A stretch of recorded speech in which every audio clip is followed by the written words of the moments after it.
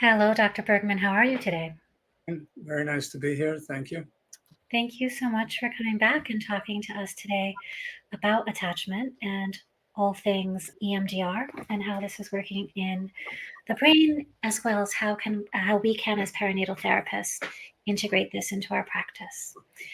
So my first question to you is, how does the attachment work in general for people who do not know about the neurobiology of the brain?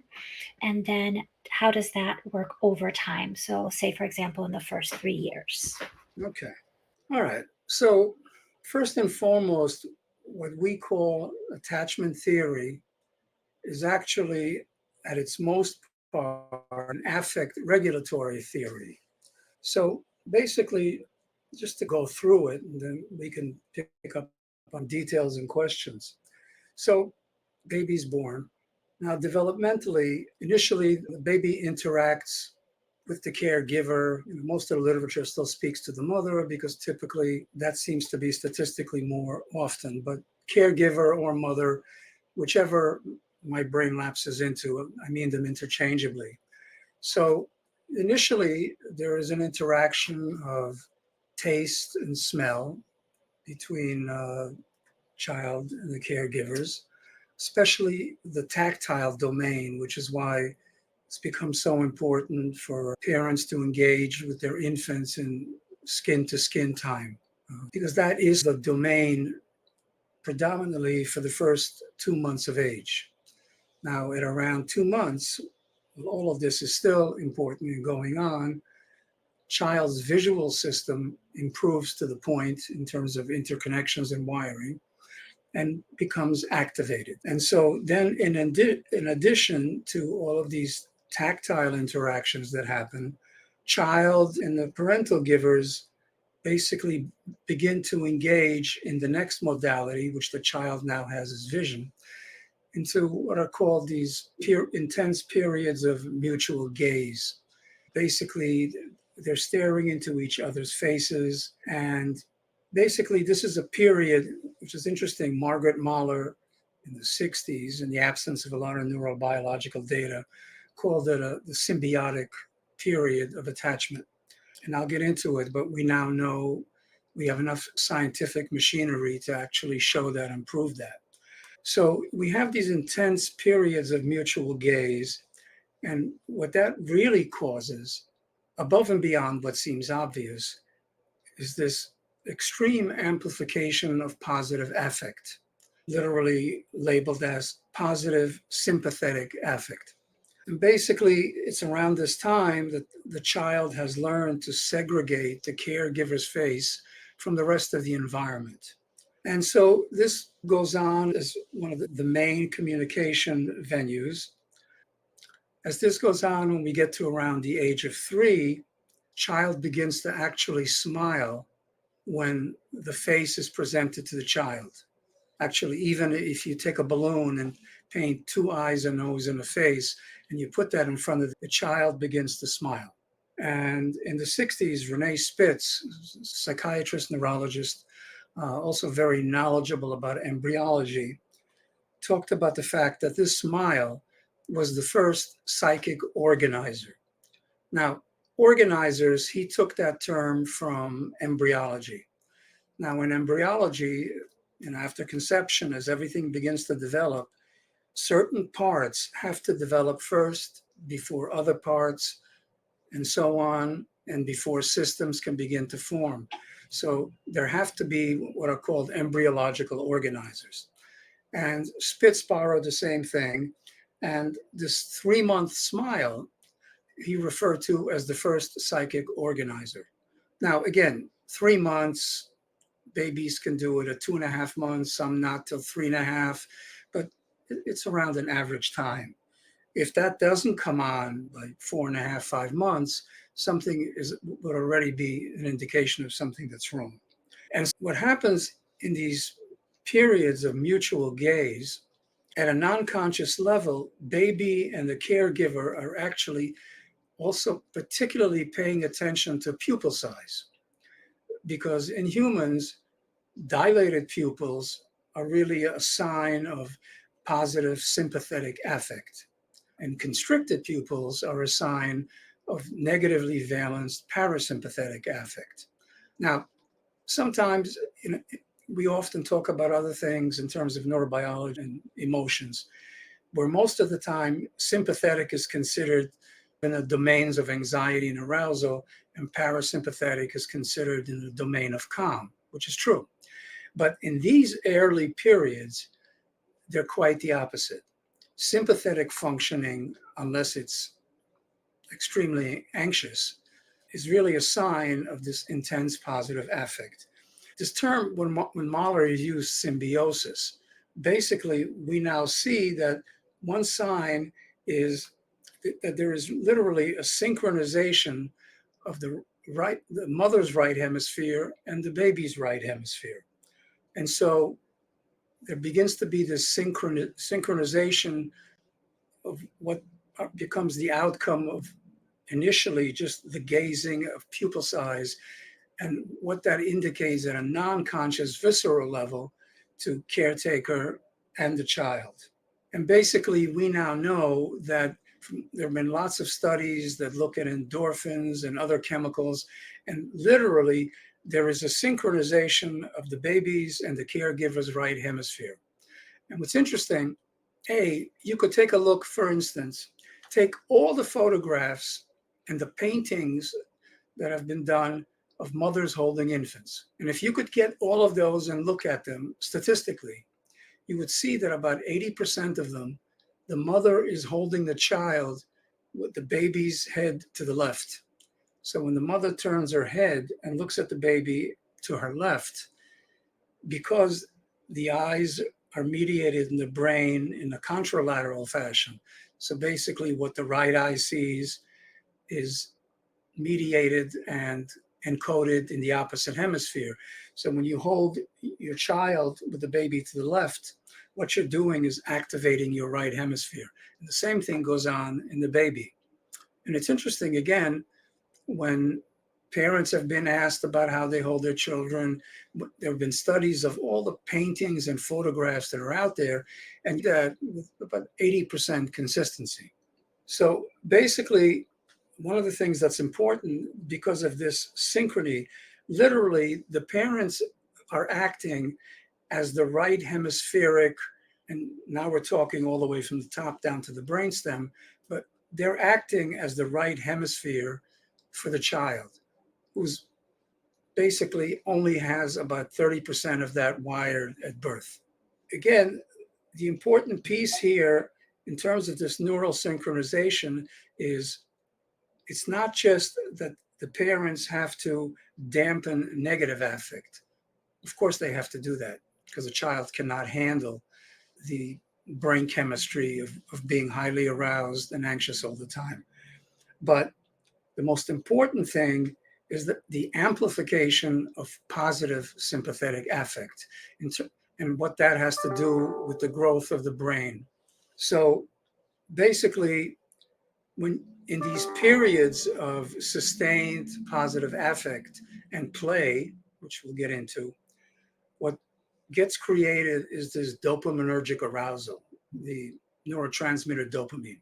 And the importance of that is that when you massively increase dopaminergic arousal, then that creates a high level of what's called brain-derived neurotrophic factor, BDNF. And the importance of that is that's what's required for proper synaptogenesis, which is the wiring of the brain. Because this particular protein, BDNF, is what leads to the growth of neuronal structure, beginning with neurons, and then the interconnection of neurons into systems of neurons. And so again, it enhances synaptogenesis, neuroplasticity in the brain. And neuroplasticity is the ability of brain regions to basically change amidst circuits to be able to mediate certain functions. There's actually very little in the brain that's really highly specialized. And so again, in this period of time, we're here going into the first year for 12 months. So the important piece again is this positively valenced sympathetic affect. And then what happens is that this causes an increase of endorphins, which are natural opiates, in the brain of the child and in the caregivers.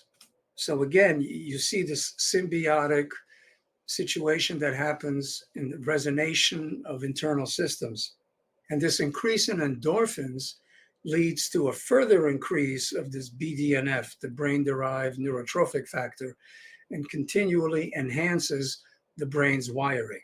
And so all of this is going on, and now we can begin to look at intersubjectivity. This used to be a term that was only used in relational psychoanalysis. But what we've learned from neuroscience research is that basically in this period of time, the mother and the infant actually resonate each other's bodily, visceral experience, all at a non-conscious level.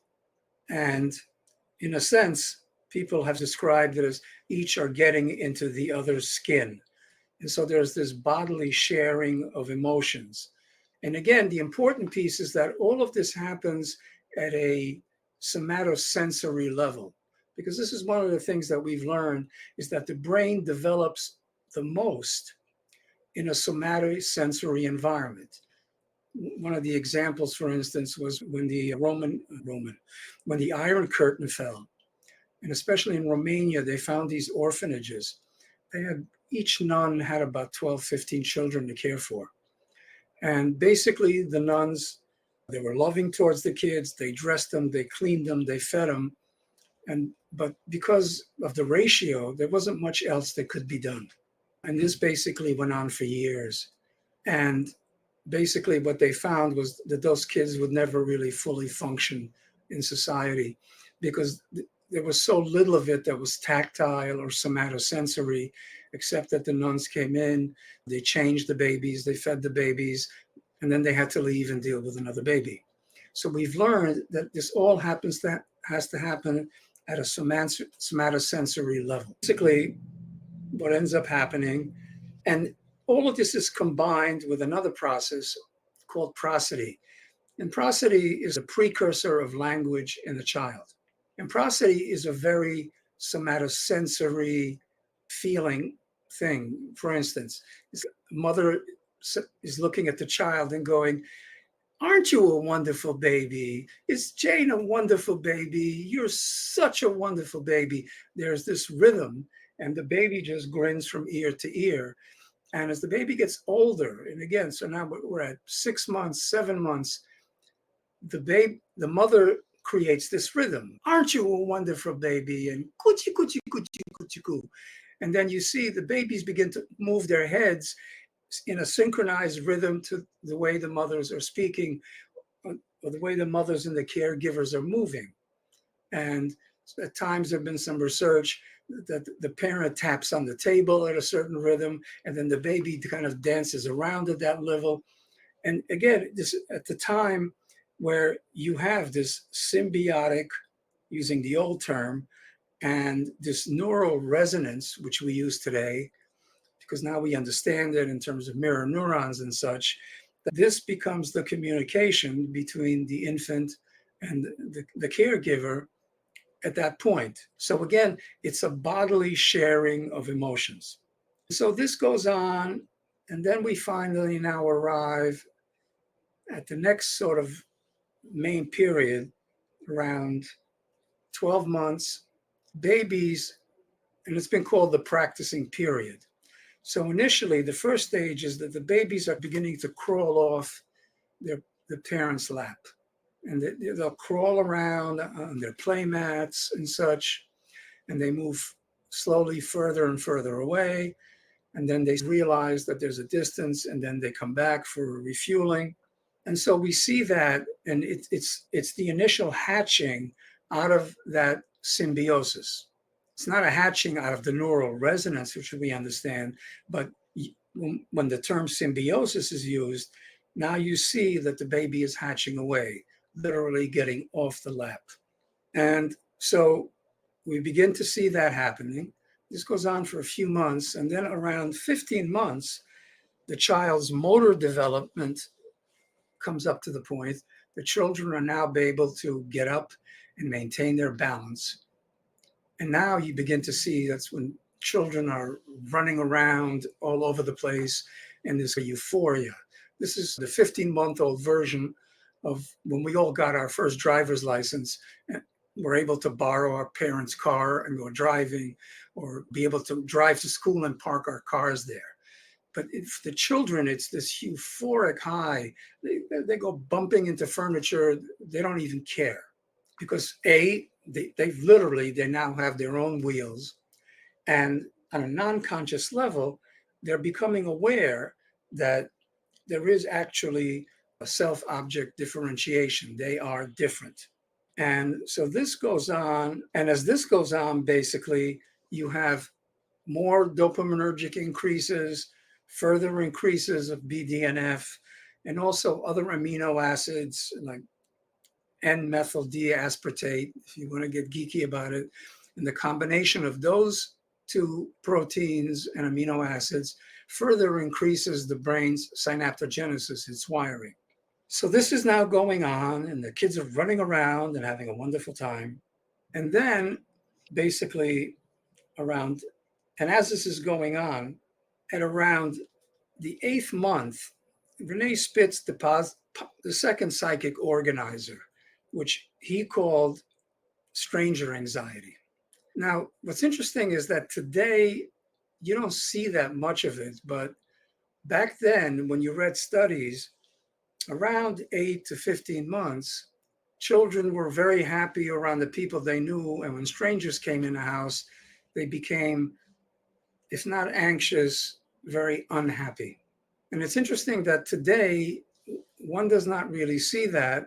I don't know that anybody's answered what's changed. I think children today are socialized at much higher levels, which they weren't basically in the 1950s and 1960s and before. But let's make it in the 1960s when this was studied. It's the only answer I can think of because when I think of my children when they grew up, I remember not seeing that.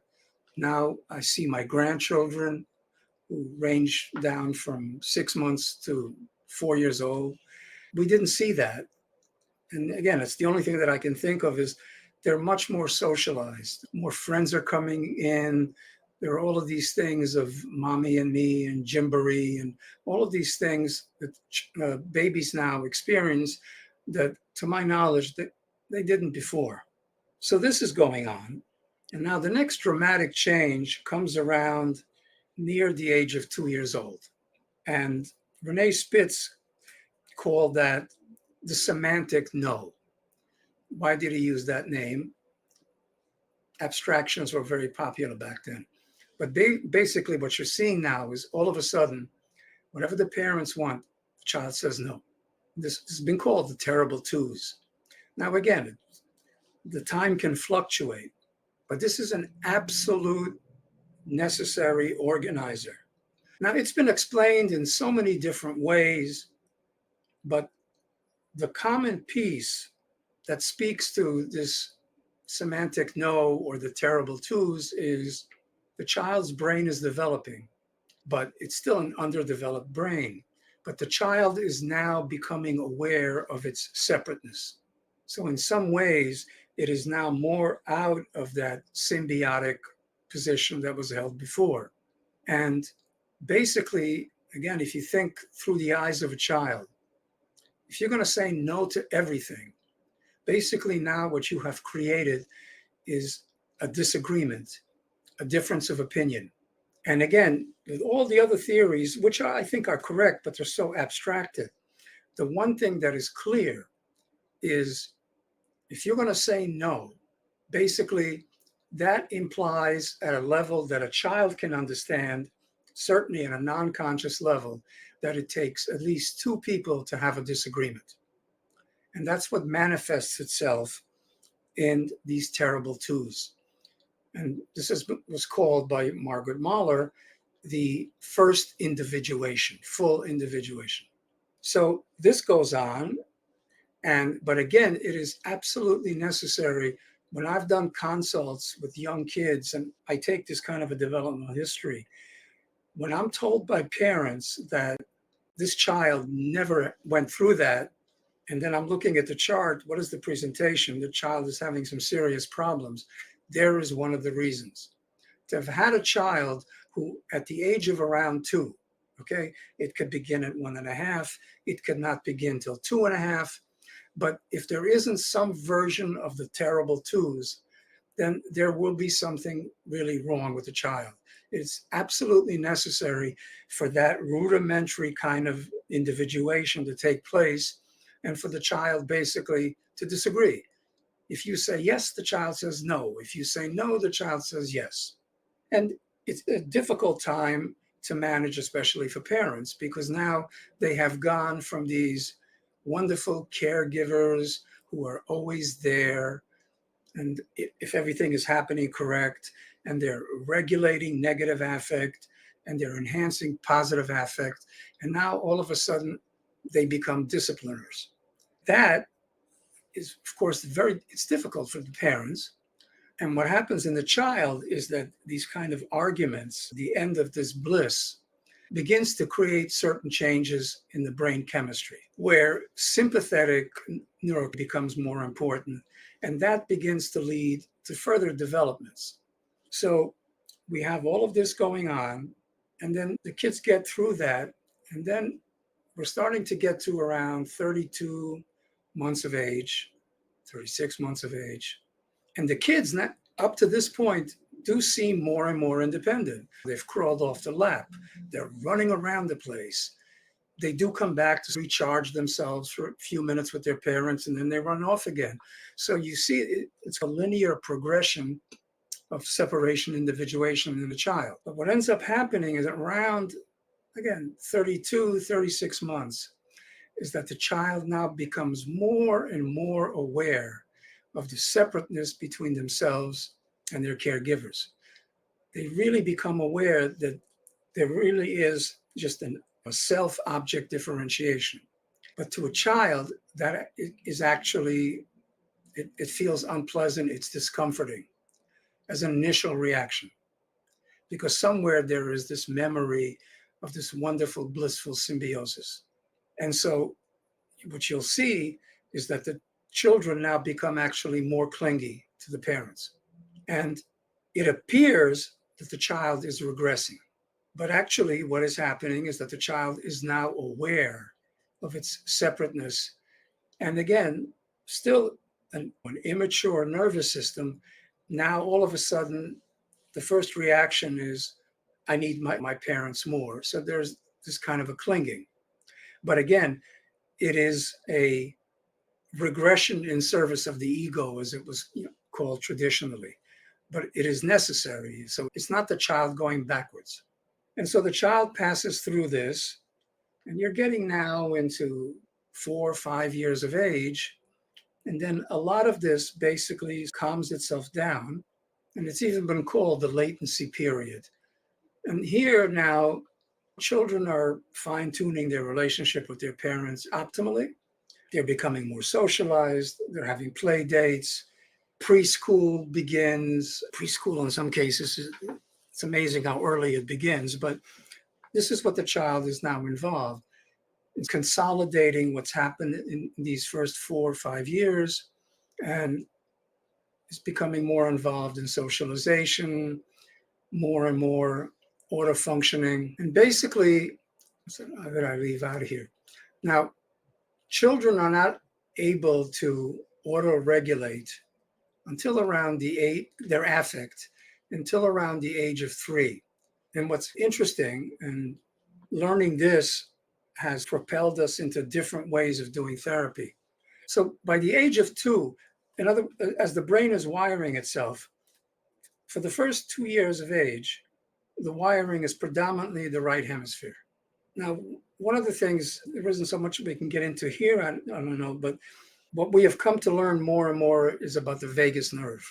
And apropos of this discussion, although we can amplify the detail from other questions, but the child, basically the vagus has 2 branches. The vagus is the 10th cranial nerve, which is comes from the medulla.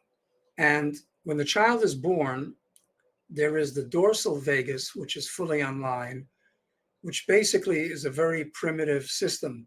So if the child becomes overwhelmed, then there are systems which will then just cause the child's nervous system to completely shut down, become numb, using endorphins and enkephalins.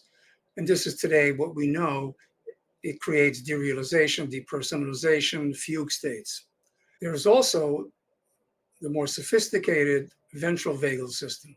It's online at birth, and it's what regulates the facial features in the child and the muscles and the pharynx. In other words, all the things that allow the child to interact with and have expressions so that there's an interaction between the child and the caregiver. And what's interesting is by the age of 2, the right hemisphere is almost completely wired, even the top, the orbitofrontal cortex.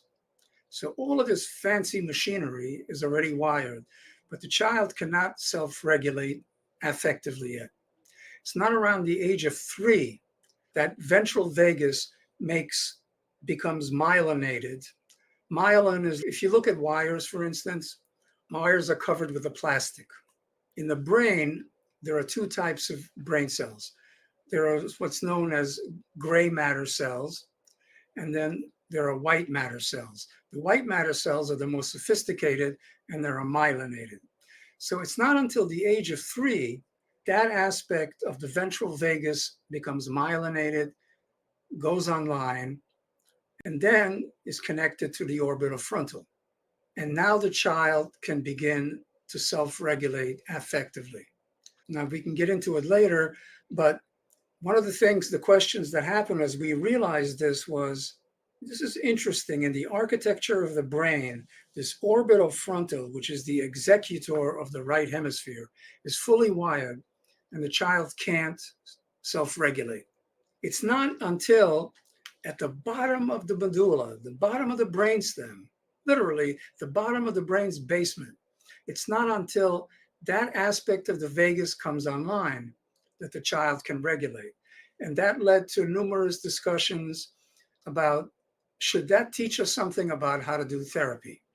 And it did, which was what it basically pushed, is getting a little off topic, this paradigm that any therapy, but especially EMDR therapy, should be focused on the brainstem, and the implication of that is to focus on the body and the right hemisphere. So anyway, let's leave it at that, and we can get into more of that. So the child is in this latency period, and then basically just around when puberty begins to hit, the child undergoes the second individuation. And if you think about it, it's not quite the terrible twos. What is stereotypic about adolescent rebellion? Those qualities that are known to most people, that is considered the second individuation, which kind of creates the same kind of, it's not the terrible twos, it's the teenager's version of the terrible twos. And basically, by the end of puberty, 80% of the brain has been wired. By then, templates of all the child's experience have been created in an area of the brain called the default mode network, which that's a new term because we know it anatomically, but what has been known as, at least since Freud's time, as the dynamic unconscious. And what used to be an analytic concept argued by the behaviorists and on, we now know from academic neurology that by the time a child is 7 years old, templates have been already created in this default network that mediate self-image. So for instance, depending on your model, in psychoanalysis, what are known as self-representations, how I see myself, or object representations, how I see others. In the EMDR model, the negative and the positive cognitions are formed. In the higher cognitive behavioral model, schemas, right? These core beliefs are already created by the age of 7. Because one of the things, if you take all the biochemistry that's involved in the brain's wiring, it can be summarized as the brain is wiring itself. States of mind if carried on consistently, eventually become neural traits. And that is really why, no matter how old we get, basically internally, we see the present through the past itself, because our core beliefs have already been established by the age of 7. So basically, that's the primer without any more questions about human development and attachment. Absolutely fascinating. I learned a lot, and it just seems so complex when everything is working fine. I'm wondering what we should know or what changes when there is caregivers who are dysregulated, or perhaps interruptions based on medical or physical traumas, whether that is the child who has the trauma or the caregiver who has the trauma. Okay. On some level, let's assume that the child is born, at least for the first part of the answer, without medical complications, that everything is functioning from the neck down and that everything is functioning from the neck up. How do things go wrong? Things begin to go wrong. It's a spectrum. Things begin to go wrong with neglect, doing enough. So they could be completely neglectful of the child. Then maybe they're not completely neglectful, but they don't have this intuitive sense of viscerally getting involved with the child. In other words, they have some kind of an attachment disorder. So that may impair what should be in those gaze interactions, or in all those somatosensory prosody kind of things, which is so important because that's the language that's being understood. You have neglect. Now, if you go further along the spectrum, then you can begin to get into emotional abuse, physical abuse, and of course, sexual abuse. Assuming that everything is okay with the child, there is something in the parents that begins to impact the child. And if that happens, then basically there is no process for, in other words, ideally, let's begin with an infant.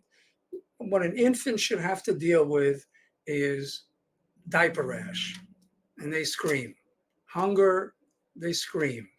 If there's a abrupt change in temperature, they scream. That's their way of communicating. I don't know what else. There's a loud noise, they get startled.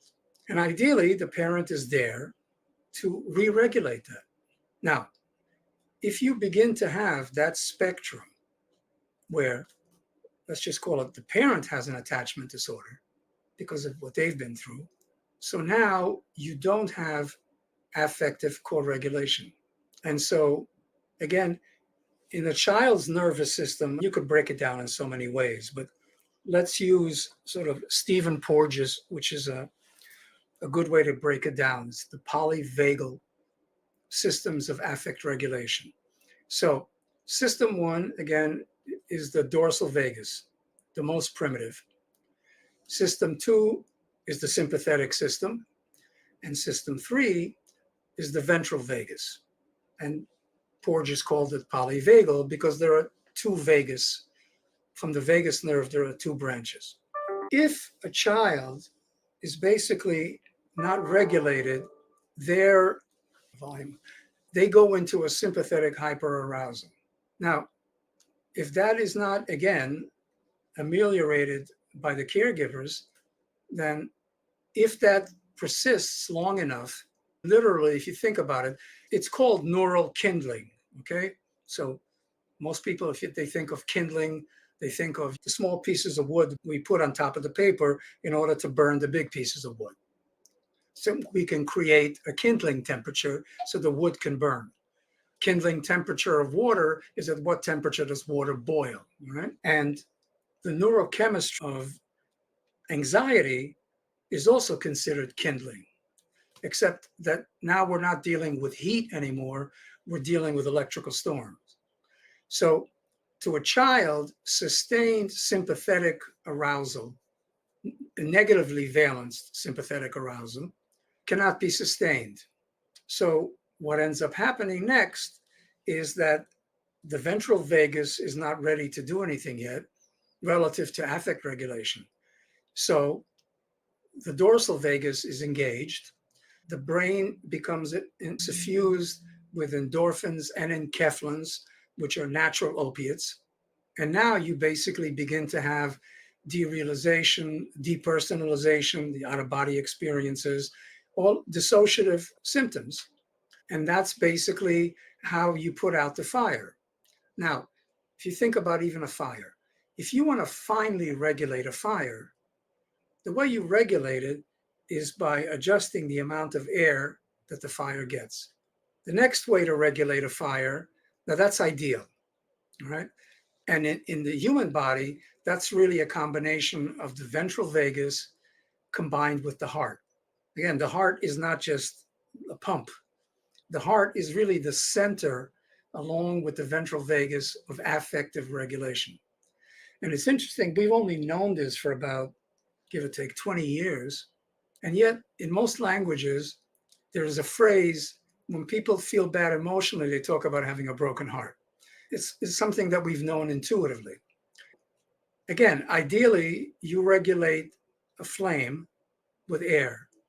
If you can't do that, okay, I guess you can change the amount of wood that's in the flame. And the worst way to regulate a flame is if it's too hot, you just throw some water on it and the flame becomes less hot. The problem is you have a whole lot of smoke now. Taking all of these metaphors, put them back in the brain. If you're going to now auto-regulate using endorphins and enkephalin, then basically now the solution to affect regulation is opium. And what ends up happening, because this is now happening again when the brain is wiring itself, all of that now gets wired in there together.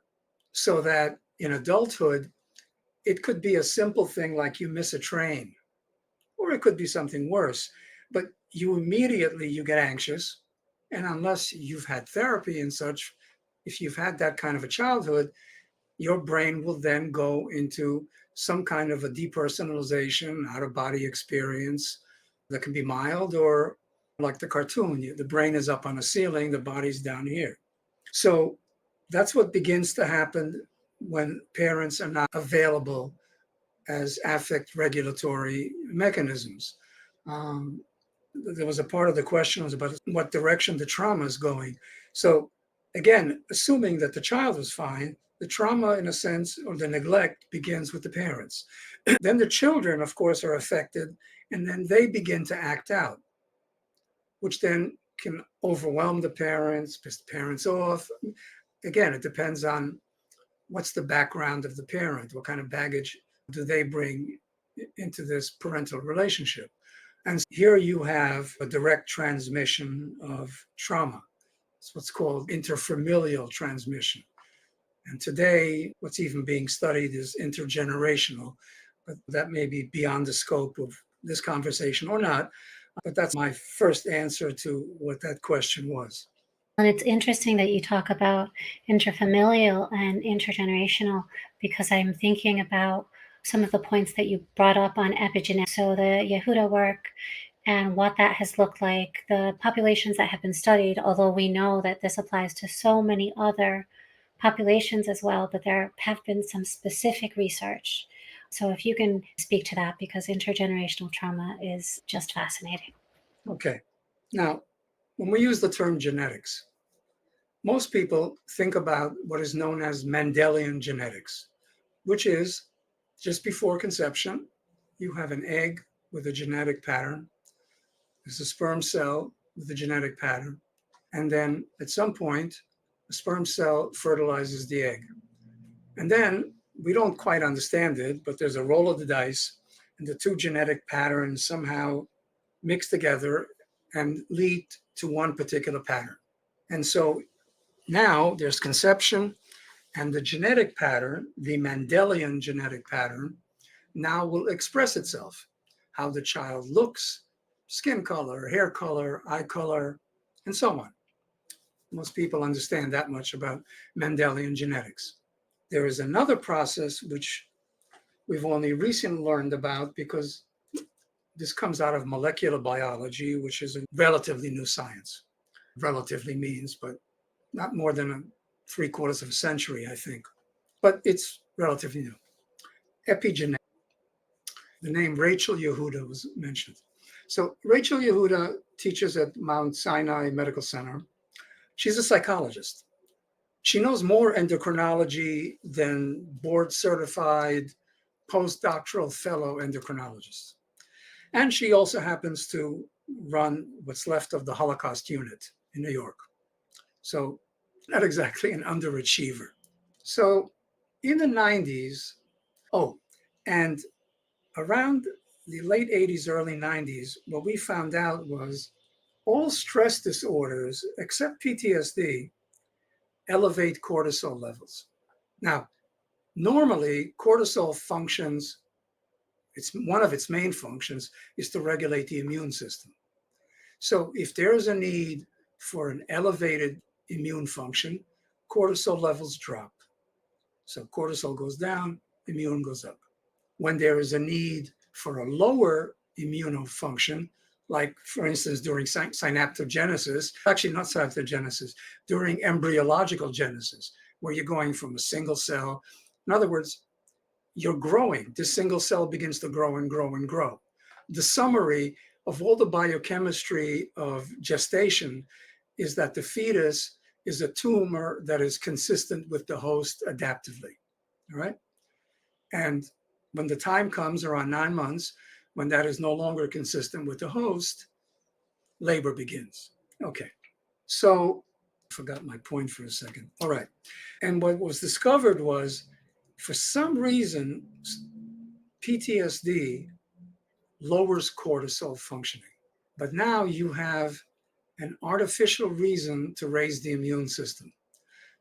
And that's another topic, because that's what causes all the hyperimmune disorders, which we have discovered recently, which up to 12 years ago were known as medically unexplained. But anyway, that's a tangent.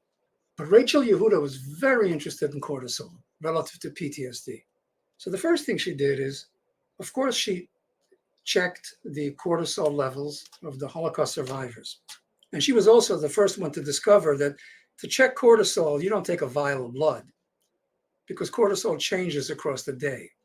So basically, to do it properly, you have to basically put in like an indwelling port. And then you separate the person. They're sitting there with their magazines or their laptop enjoying themselves. And on the other side of the room, there's a long line. And somebody, about 15 times during that day from 9 to 5, is taking samples out and checking the cortisol. So anyway, so she perfected cortisol extractions. So she checked the Holocaust survivors, and of course, they all had depressed cortisol. And she also did this with other kinds of PTSD cases. Anyway, that was interesting. But then what she did is she looked at the children of Holocaust survivors who, as she put it, did not have PTSD. Sometimes that's arguable how that could be, but we can leave that be. She took the ones who were non-symptomatic for PTSD as it is described in the DSM. And what she found is all the children were hypocortisolemic. In other words, they had depressed cortisol. And when she saw that, she realized this is an epigenetic change. Anyway, it was published, and most of the world was, okay, it's the Holocaust.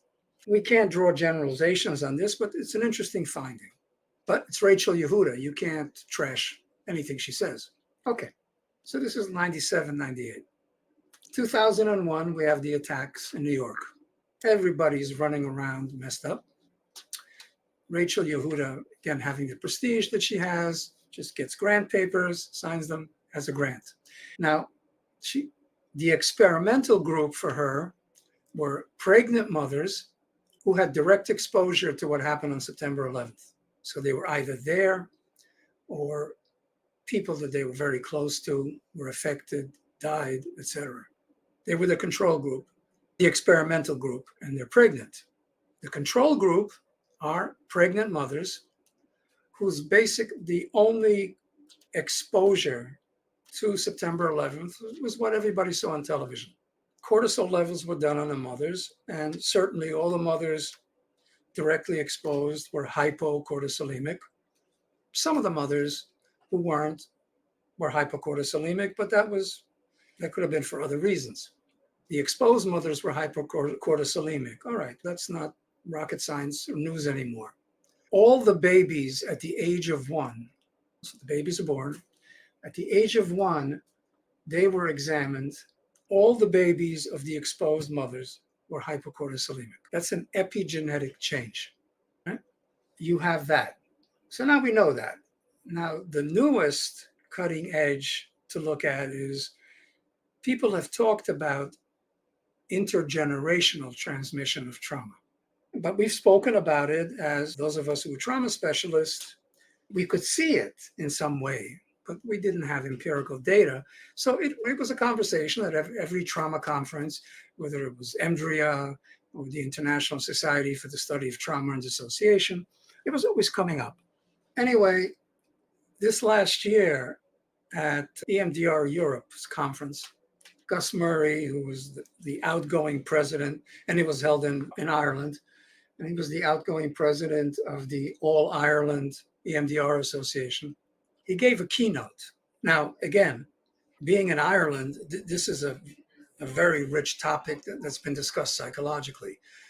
Because you have Ireland, if you go back a few years, you have the Troubles, all the war and killing. And before that, you had colonization. The English were there and just brutalized everybody.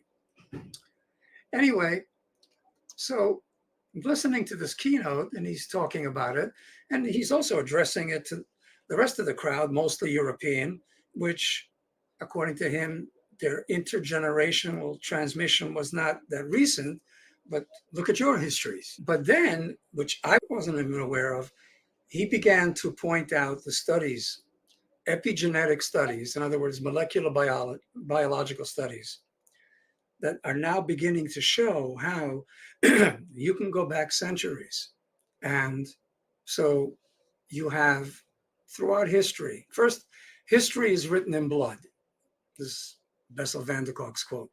So all the blood that's been shed historically, wars, colonialization even more than the wars. Of course, the tsunamis and the earthquakes, and then in the United States, manifest destiny, where, the indigenous populations were slaughtered. It makes the Nazi Holocaust look like amateurs. And so this was going on. And then in 1619, they decided, hey, it's a great idea. Let's go to Africa, steal half the people there and bring them here and make slaves out of them. So in all of these examples throughout the world, there is now, in other words, these specific proteins. Now, we have known about genetic proteins in terms of understanding how memory works. In other words, especially the long-term potentiation of memories. How are we able to, because the brain doesn't contain memories, actually. A memory is created through a process, and the ability to remember something is by replicating about 80% of that process. And you have the experience of the phenomena of remembering something. But the brain, and then basically the process deactivates. So the brain doesn't store memories. It's not like a computer. But the question was, after we learned all of that, is how does long-term potentiation work? In other words, there are things we forget. We remember because the brain can only potentiate so much. So we will forget who sat next to us on the day we learned how to add. So that gets deleted. But we have a semantic memory of knowing how to add, right? So basically, but we also carry memories that go back decades and decades. And the question was, what causes that? Which is called long-term potentiation. And then we learned that there are genetic proteins that act as switches to turn on and off. So the gene doesn't change. What makes a gene function are these switches of genetic proteins. And we've known that's what creates long-term potentiation of memories. And now, as they're beginning to study the hypothesis of Transgenerational. Okay, intergenerational transmission is easy. Parents had PTSD, gave their kids PTSD, they give their kids PTSD. We know that. But transgenerational is called racial memory and so on. How does that work? And what the data is showing is that it's some of the same genetic proteins and newer ones that are being discovered that are acting as these switches, so that actually what happened 400 years ago, 800 years ago, in a sense, is being passed on to us. And now that can be passed on. In other words, it's contained epigenetically in the sperm cell, and it's contained epigenetically in the egg. And that's something I've thought of looking into if I can find enough brain cells to get involved in another project.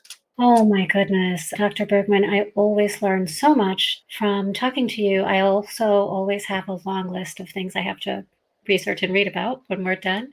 But I just want to say thank you so much. I appreciate your time. I think that this is just wonderful for our community and our therapists who are working with these populations and would like to know more to give their clients more. Thank you. My pleasure. Take care. You too.